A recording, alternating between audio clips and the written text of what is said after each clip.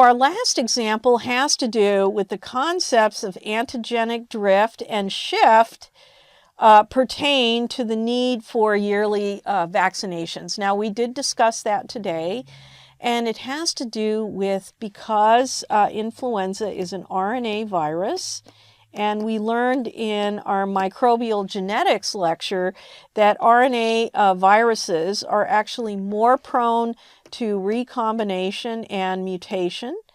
And so because of that, there's an increased likelihood that viruses will change over time. Now, another prime example of an RNA virus, by the way, is HIV.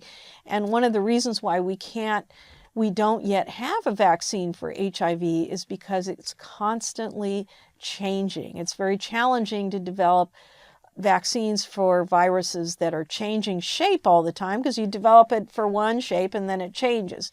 Now, in the case of influenza, thankfully, we have change there as well, but it doesn't change as quickly, and it tends to change slightly on a yearly basis. So we're pretty good. It's a pretty good solution to develop these yearly vaccines that everyone tends to get. I mean, the best time to really get them is in the late fall, early winter, because usually influenza starts in the early to mid-winter months.